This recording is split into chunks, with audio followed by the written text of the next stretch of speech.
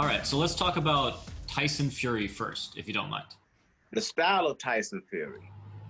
Yeah, as I look, I try to think of what fighter does he remind me of, but you almost think about what fighters, because he seems to be a very complex study in with more than one individual. You look at Yeah. a guy that big man moves like Muhammad, Hmm. jabs a lot. I compare him to Larry Holmes because he's tall and lanky. Yeah. Doesn't have the punching power of George, but he still has the punching power in his hand. So I was watching a highlight of Tim Witherspoon last night, and I watched the fight. I think it was Tim Witherspoon and Larry Holmes because I thought there might be something might be this might study. So Mhm. when you look at these guys, he's three fighters and he's three fighters in one. The guy is kind of very complex and is a hard guy to study because you don't know what you're going to get with him. Yeah. Uh, it seems like he has capable knockout. I wouldn't say one punch knockout power because that's a No. big difference. But I think as far as setting a guy up, knowing what to do, he seems to be a complete package to me. Yeah, footwork is definitely on inspired by Ali, not on the same level, obviously. I mean, Oh yeah. it's insane he can move like he can for how big he is. It What is he almost like like 6'9", 6'8"? I Guy's think huge, six man. seven, but I don't. Damn, he's big, man. But Yeah, hey, in my world, David, once you get past about 5'11", it don't matter. yeah, yeah. I feel you for sure.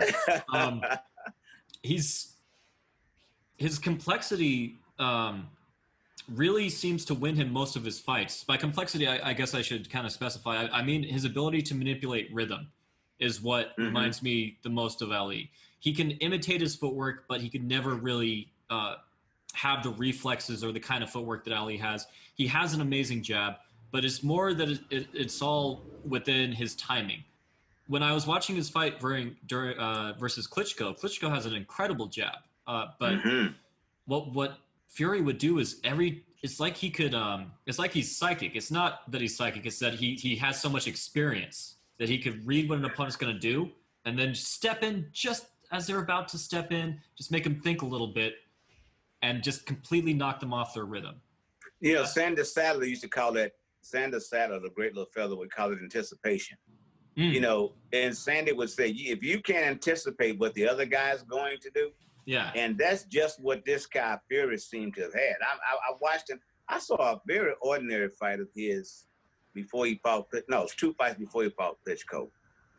What's the guy name? Oh gosh. Then anyway, it wasn't White. It wasn't one of the big names over there, but he beat the guy. But it's like you said before. He would jab this guy, and the guy was trying to counter him. Right?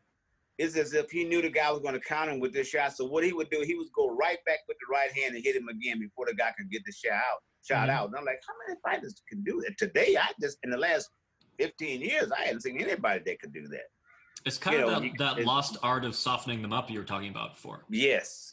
And that's what he's notorious at doing. The fight with the guy that got after the Tom Schwartz was a guy that I figured that the one he got the back cut. Then that's the one with the back cut, right? Yeah. So I vaguely remember that fight. So it's kind of like everybody just kept thinking that he's supposed to walk over this guy. He's just not that kind of fighter. He's not going to do what you think he should do. He's going to do what Tyson Fury thinks he should do. Kind of like we said about Ali as far as adapting in the fight. Before he gets to the fight, rather, I'm going to do a Tyson Fury. He never gives away a game plan, I must admit. But I told everybody, I said before the fight with Wilder that if I'm him, I'd go after Wilder and make him fight. And that's exactly what he did. I mean, I didn't. I can't claim to have said that before the fight. I definitely said that during the fight. And and I was telling everyone after the first fight, Fury should have gone for a knockout because the difference from him at the time and Ali is that Ali would go, in his early years at least, would go for the knockout if it was there. He would take out one of the guy's eyes, like he'd always jab to the same eye over and over again. Spot.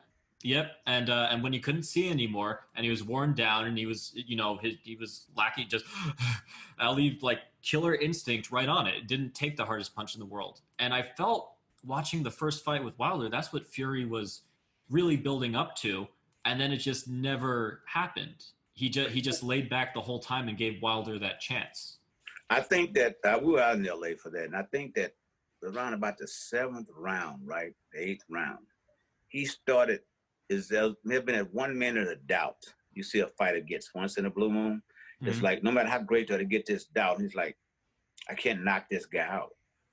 You know, because he didn't have a problem hitting Wilder. In either fight did he ever fight hitting Wilder, landing punches on Wilder. But he just felt like, I can't knock this guy out. But the guy was in his corner kept saying, watch out for the right hand. Watch out for the right hand. Because they knew this kid had, they knew that Wilder hadn't really, they knew he had the power, put it like that.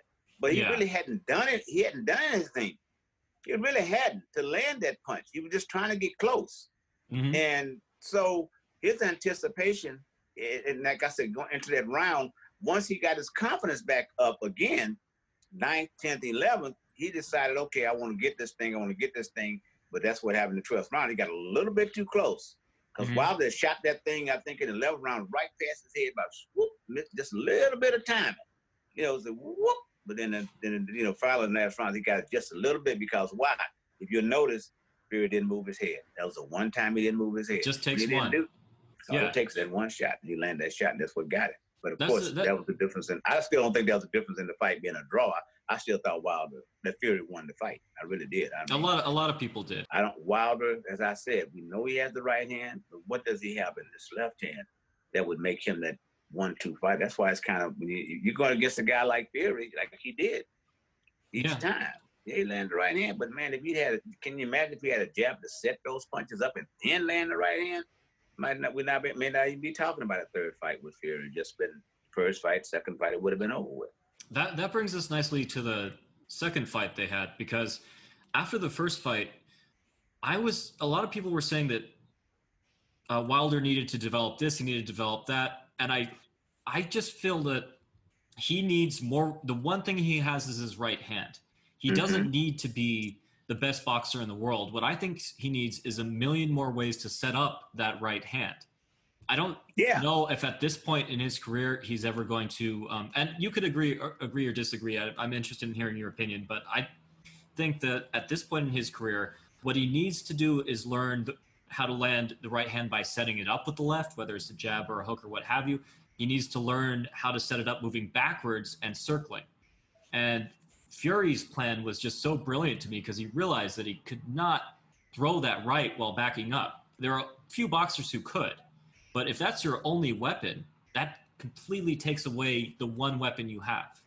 Well, you just said it. That's like I said at the beginning. It's all about leverage and positioning. In the ring, the whole idea is that the jab is you use the jab to establish, right? Yeah. The right hand. You're in a position to throw the right hand. You should always be in the position to come back with the left. That's why they teach 1, 2, 3, right? Most people in the gym go to 1, 2, 3. Well, you have to, if you're not in a position to throw, if all I'm doing is this and this, right? Left hand's going down, right hand's dropping, I'm missing.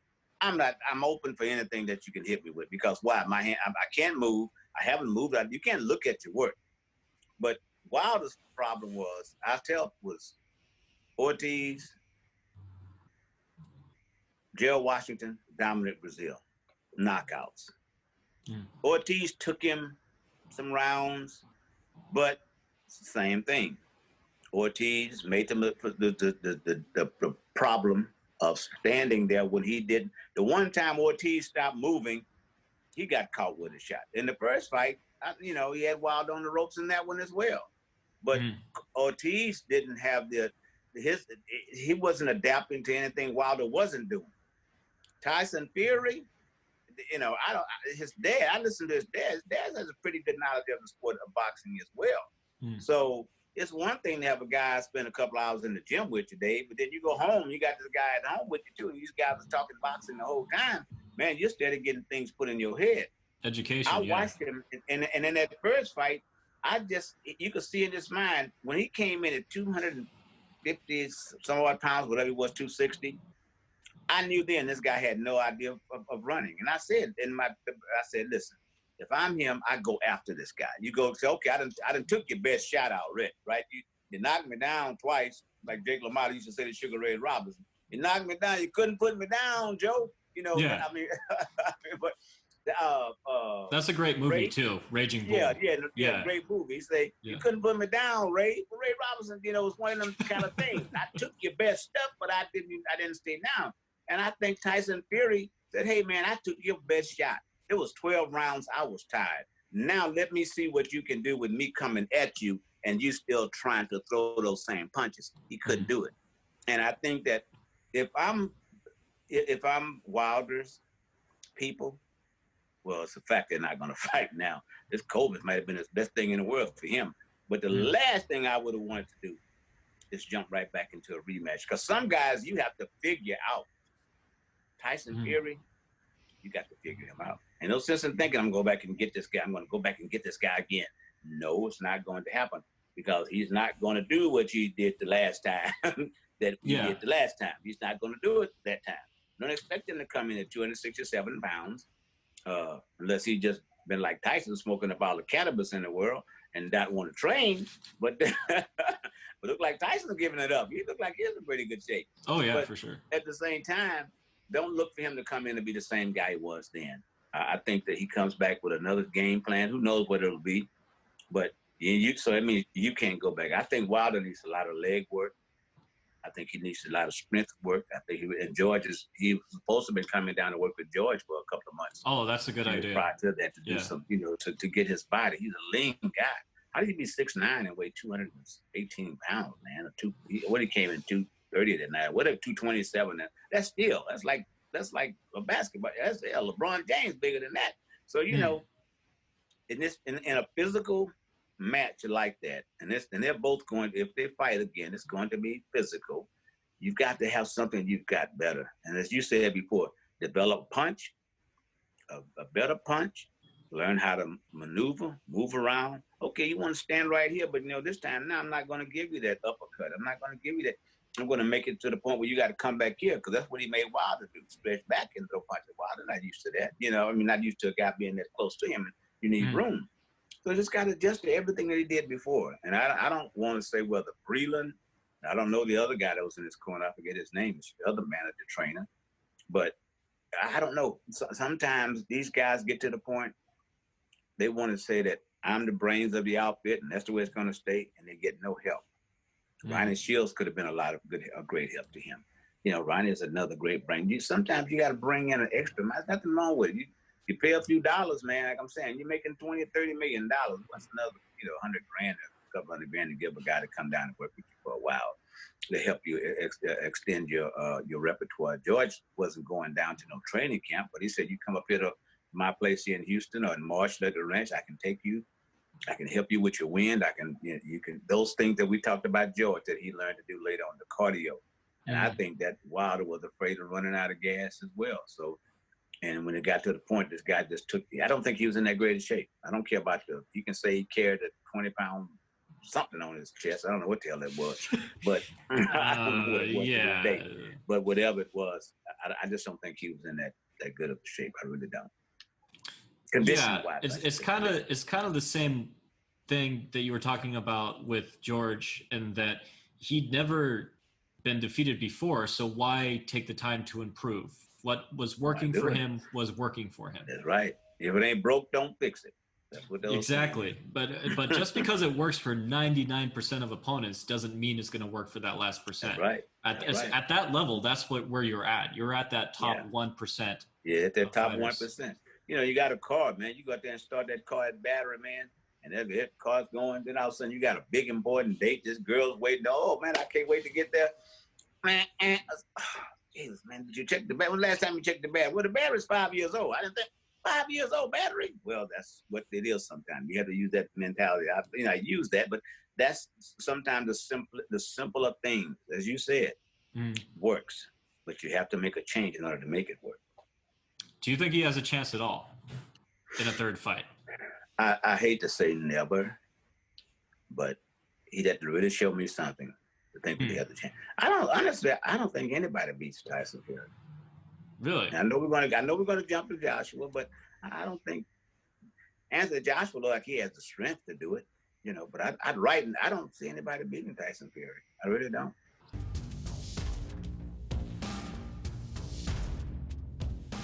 Yeah. Let's talk about the last thing, which is the fantasy fights, which are never going to happen unless your brother decides to make a second comeback. Don't start for that, some David. reason. Please. Yeah, to talk him out of that if he tries. But, yeah, right. Or don't.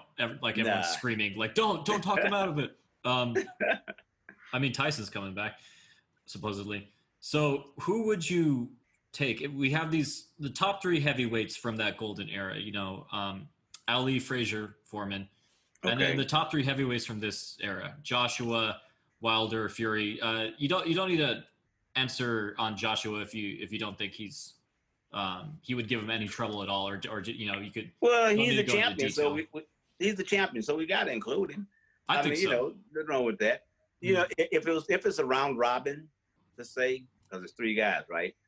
I guess in the opening fight, the better one would probably, because of styles, would be Frazier fighting Fury first because of his resentment. Oh, that'd be fun.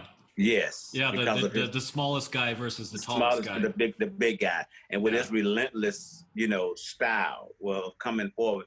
Could Tyson Fury handle that? I would love to see that fight. I know everybody talks about it now, but that would be the one for me. That would be the first one.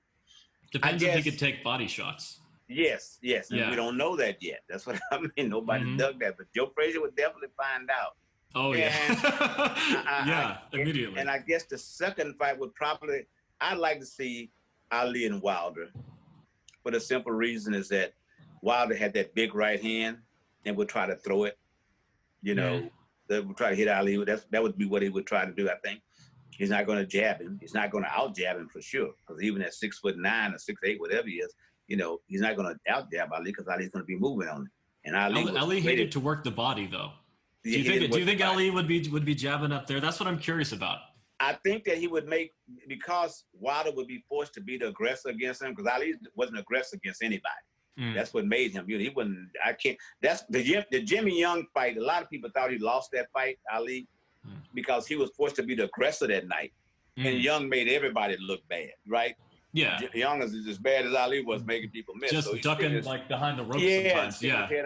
So Ali had to force the fight. He had to force him to go. So Ali was forced. He looked bad in that fight. That's why people say, "Oh, well, Jimmy Young won that fight." No, Ali had to be the aggressor, and that just wasn't what Ali was used to. That's why the fight against George Young looked a little different, because George was trying to take his head off. But so I would like to see that fight. And then, of course, that would lead to two big guys, the two punchers, George and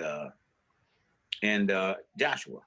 I would love to see that, because George fought a couple of big guys before, Boone Kirkman, Jack O'Halloran, giant 6'6" guys, 6'7" guys who were big like that. Norton was muscular, not that tall, 6'3" maybe. But I would like to see that fight. And then just to see a red round robin, which of those guys would come out. But I really, at the end of the night, I see all, and I know it's hard to sometimes come in. We're just talking hypothetically, fantasy. But and there are other things that I put into fights, David, that a lot of people don't pour in. I pour hungerness into a fight. Because fighting is a hunger sport. Different periods, at that period of time, those guys were definitely a lot more hungrier than these guys are now. Frazier would have freaked out Fury or Wilder or Joshua, you know? Or Joshua, right. Yeah. So from the start, from the first round, everyone, I mean, they did back then too, but more nowadays, the first two rounds are feel-out rounds, you know? Yeah. Whereas Frazier, I feel like, would have gotten right to it. Right at him. Yeah. He went right at George. George just met him in the ring and said, "Hey, man, I'm taking control of this spot right here. This is mine." And that's just what he did. He just couldn't move him back. Joe didn't fight very well backing up because he wasn't used to fighting that. They didn't think it would be any different that night. So that's why I say that those would be my three guys that I would put in against each other. And with that, in the round robin, I guess you still say, does it kind of come out the same way? George knocks out Frazier. Frazier beats Ali one fight. George knocks out Frazier. Ali beats George. So that's the historical part of it. But no, those would be. I just think that the '70s was a greater period, and I just still, because the fact that these guys grew up at a different time when they were younger, and they were really trying to prove something. And let's face it, back then, if you didn't win, you didn't get the big money. You can lose a fight now. You can make $20 million and lose a fight. Are you really a loser? Yeah. You got more money than most people on earth. Hey, man, did you really lose? My banker thinks I won. That's just the way it is. So back then, you had to. It was almost like a pyramid. You had to win, win, win, win, and they fought hard to win each and every time.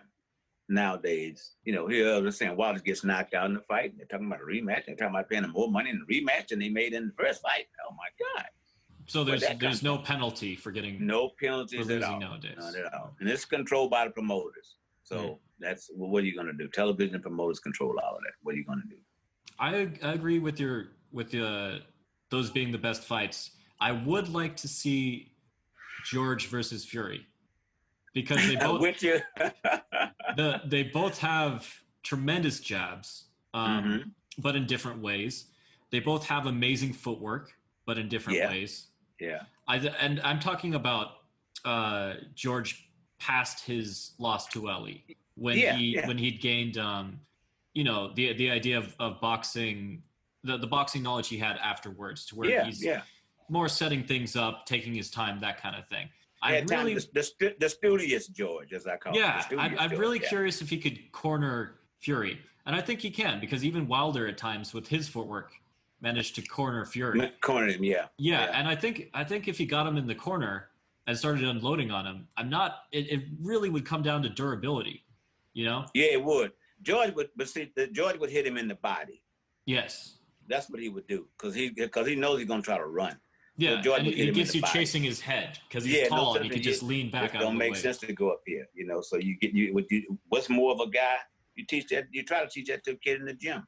What's the biggest part of the guy's his body? Is the stomach. Okay, well, why are you trying to hit his little head then? Okay. So I agree. Yeah, that would be a good one too. And I just think that, from that, and from a physical standpoint, again, I use George's strength and power. George's strength was stronger than any of these guys, and that's still that means a lot too. Yeah, Fury likes to lean on people. If Fury had tried to lean on your brother or on Frazier, I don't think it would have gone well for him. No, it wouldn't have gone too well for him. I don't think it'd have gone well. I think you see a knockout. I really do.